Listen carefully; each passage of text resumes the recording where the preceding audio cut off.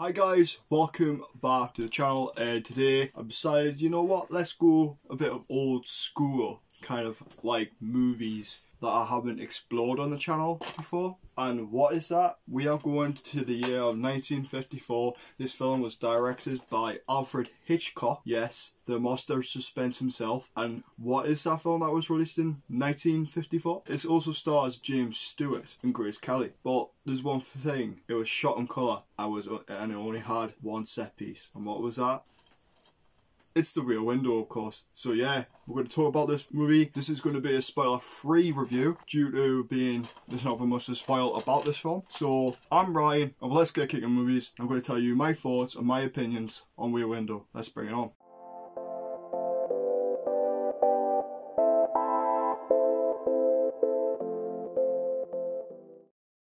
Right, let's get straight into it. What is Rear Window? Rear Window is basically about this photographer who's suddenly been injured after, I think it was some kind of traffic attack, I think it was. Soon he's realised he is confined into his apartment and only entertainment that he has is spying on his neighbours. You soon start to realise that his spying starts to become more peculiar when he starts noticing this particular family, a man and a wife to be precise. You soon realise that the wife has gone missing, and the thing what he's been saying is the wife dead, and did the husband kill his own wife? That's one thing you gotta find out within the film. So that's basically what Rear Window basically is.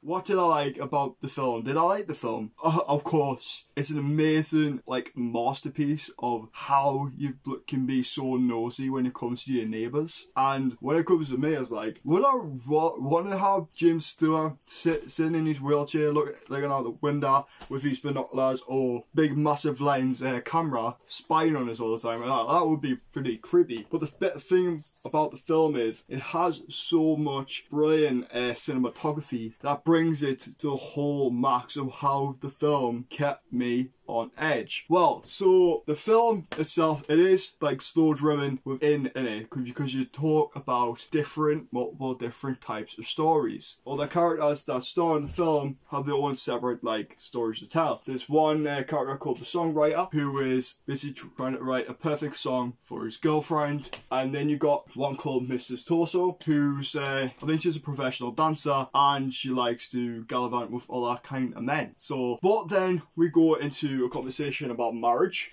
which is all these everyday kind of things that happen in our real life as well. Well, not for this family called the Thorwalds, who supposedly be so suspicious. You do see the wife earlier on in the film, but I'm not going to go talk about what really happened to that wife. She would have went missing because that's the thing about Rear Window. But there's also kind of particular things that you've got to watch out for. So the thing is, what I liked about the film is, as I said, is the cinematography. The cinematography is beautiful. If you go into the POV shots of looking through the camera, the camera lens, you can see closely that the Hitchcock was trying to get the point of view of James Stewart's character called Jeff, and he was getting closer to find out what is the man doing, and what other things can you see in the background, because you see all these backdrop kind of set pieces that was not seen within that particular building. Well, the reason for this is because the set was only one piece, it's all set in one location where it fitted so well. Because if it went to different locations, it wouldn't really make sense why it was called Rear Window in the first place. But in my opinion, it fit so well. I was so intrigued with the set piece that it would have took them a long time to build, you know. Well, it would have, because it would have took at least probably 1 to 2 years to build that. Plus you putting the stuff what's on the inside, you're only seeing without the window itself. So if you're going into the gaps, that could just be wood.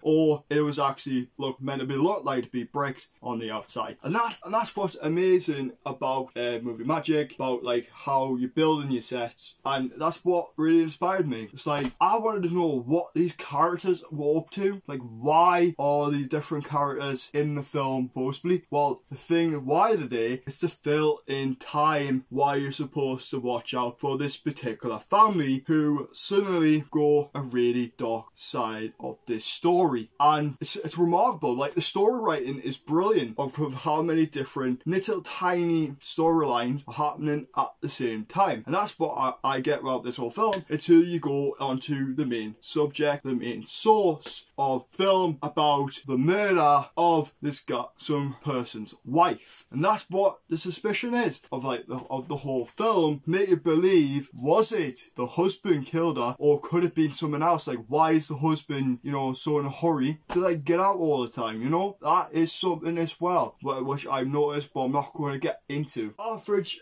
work on the film is like, he's an outstanding director, and I'm glad he chose the right project to do for this film. This was made to be Hitchcock. Only Hitchcock would have only pulled this off. Unique, like, weirdness and stylish. He does put you in suspense. Why is this crime happened? And you get to see other things that happens as well that are so, you know, well driven. They make you think that there's other crimes that could be going on at the same time. Like, you have a heartbreaking story. You have a dilemma with young love and like ones that's mostly mature. And that's what the things you would have saw were, like, you know, during the years, like what we see now, because age is like just a number. But then you go into one called this character who is, I think, who's always alone, thinking that she's going to be the person, bring on a new lover because she's alone all the time and just taking drugs as well. But the thing is, just drinking and the drugs is basically just like sleeping pills. It can cause a different reaction. But James Stewart within this film is remarkable. His character was so cocky. He knew he could be a bit of a, you know, an annoying person as well. But he's a really good detective within it because he's a photographer. Of course he is. How he solves the crime is brilliant, but you will find out how it is solved. And Grace Kelly, like, one of her best roles, you know, just playing like the supporting, like, cast within this film, like, while you have a nurse as well. I think that's Velma something, but I do not know. I know her name's Eliza or something like that. I can't remember. Those two characters are brilliant. So they support them so well. And for, like, you know, like James Stewart playing a character in a wheelchair because of the injury that he would have to because he injured his leg, they would have kept up. He wouldn't be able to leave his own apartment to check out for himself. So that's what's so greatness about the story. It's trying to make you think, who are these characters are? Where are they going to take you? Because you're only in one set, as I said. And that's what I got from this film. You got to think. It's trying to make you think, are these neighbours reliable? Are they meant to be trusted? That's the thing.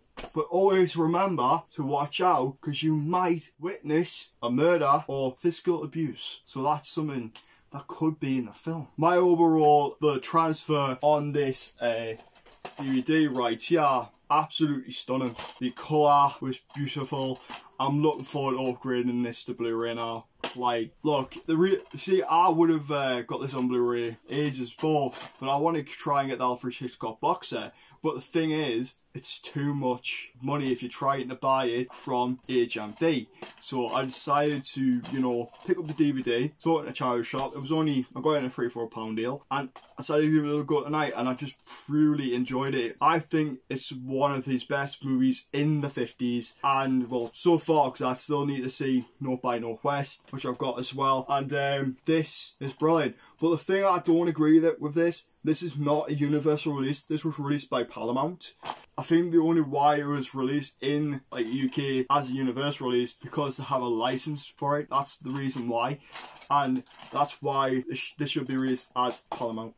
And Paramount, you've done a great job bringing this movie to life. And you know, it only had a budget of 1 million and it earned at least 35 million in the box office. And that is brilliant. Like, you know, it absolutely, they smashed it. It was a success. It was a success. And that's the best thing about this film. It's a good mystery thriller about looking at you, staring at your neighbours, all that kind of stuff. And one thing, you don't know who could be creeping outside of your door. Well, that's basically all I've got to say about this film. I give this 4 stars out of 5, and that's where it's staying, because I absolutely enjoy Hitchcock. Amazing director. He inspired me to do to learn film at college, and I look forward to going to do a proper university course within the year of September, and it's going to be interesting to learn more about film. So yeah, I'm Ryan of Let's Get Kicking Movies, and this was my review on Alfred Hitchcock's Rear Window, released in 1954, one of the best